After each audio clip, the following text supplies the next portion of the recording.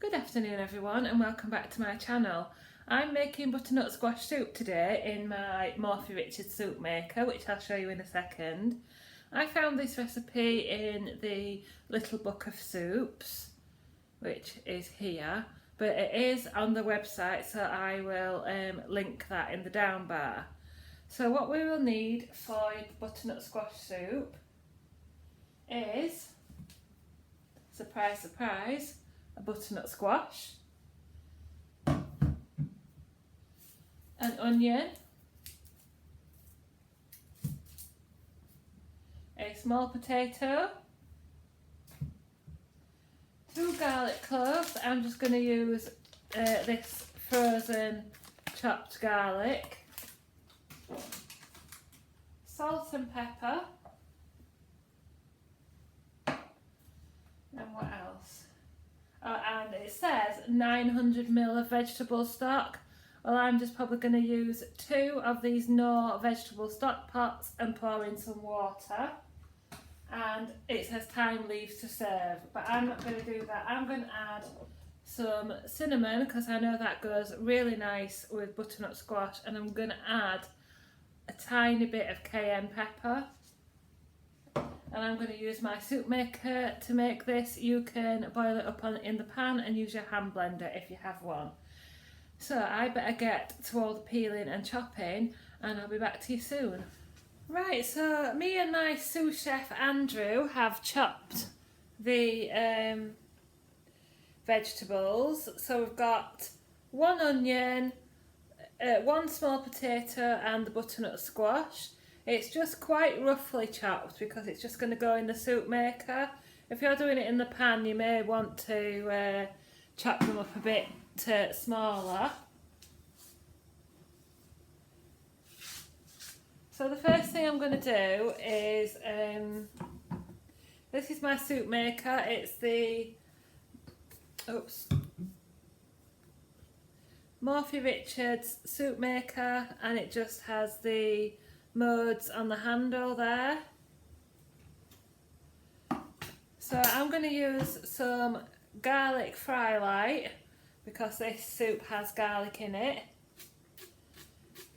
This was a tip that was given to me on one of my last videos, to spray the soup maker with fry light to help it stop sticking. So here I've got 500ml of boiling water with 1 of the stock pots melted into it.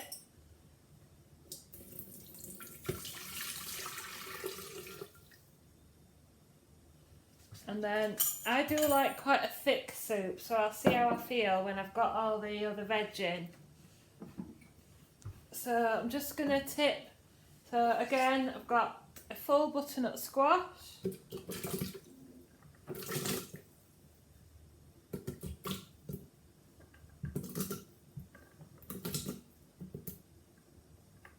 Seed there from the butternut squash.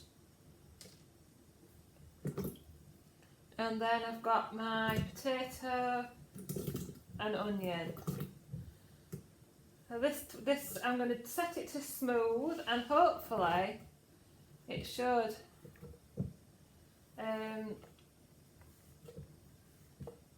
puree it for me.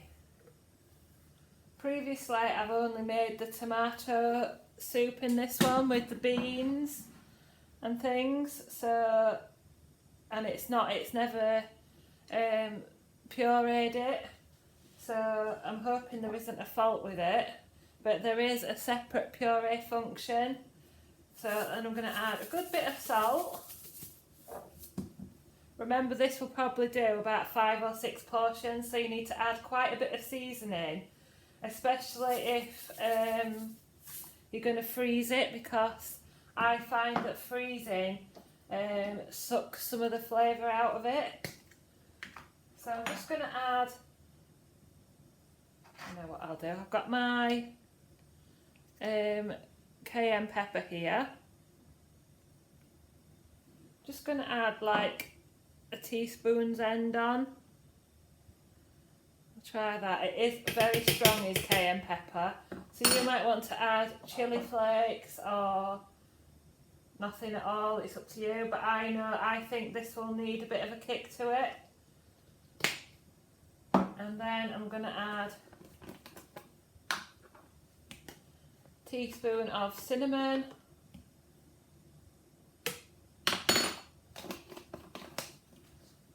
and my garlic. So just got my frozen garlic, and I'm going to add a good couple of spoons of that, as if it's 2 cloves, spoonful like that. And then I think what I'm going to do is, oops, there we go, nearly went. It's not quite at the max line yet, so I'm going to add the other stock cube. So once again, it's these Knorr vegetable stock pots I'm using.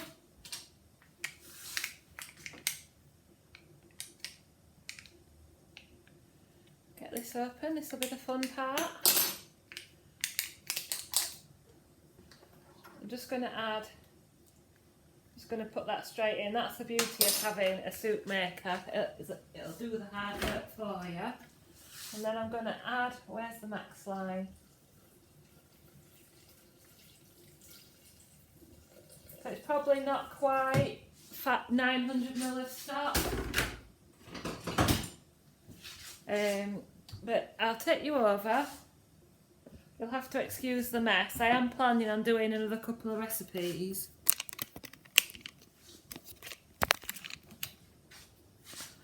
Oops, where have you gone? Hello. Had to turn you around there to figure it out.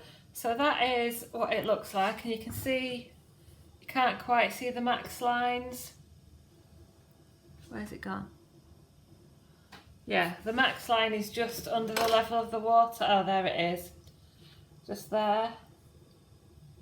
So I'll give that a quick mix and put that on for the 20 minutes. All you do with this is, excuse my finger, I had some paper cuts on Friday. Keep pressing until you get smooth, and that's the blend function if your soup maker doesn't blend. So you can select that one and it will blend your soup for you. And then we press select and 21 minutes comes on.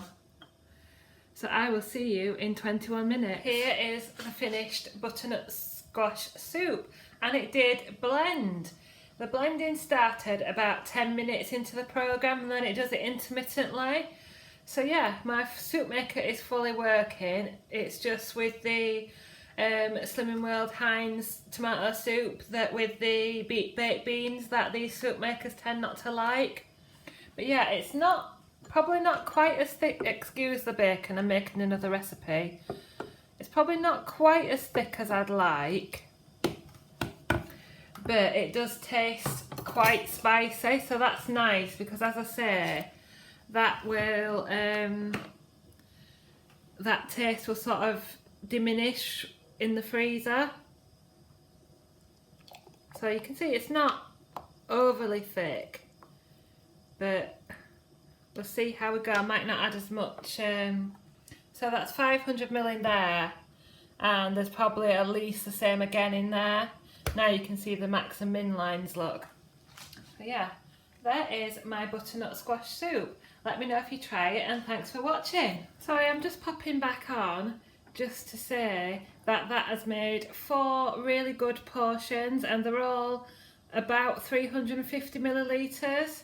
So I got these soup cups from B&M, no, Home Bargains, and I don't know where these are from, we've had them ages.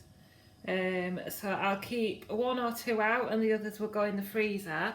And for those of you who watched my tomato soup video, I won't need Andrew's services today. There is no burnt bits. So yeah, other types of soup make really well in this soup maker, but the Heinz tomato soup with the beans and pickled onions, you do have to watch. It won't blend, so you'll have to blend it yourself, and also you'll get burnt bits at the bottom. But any other type of soup, it's really quite clean. And there is my soup, so 4 days worth and less than half an hour.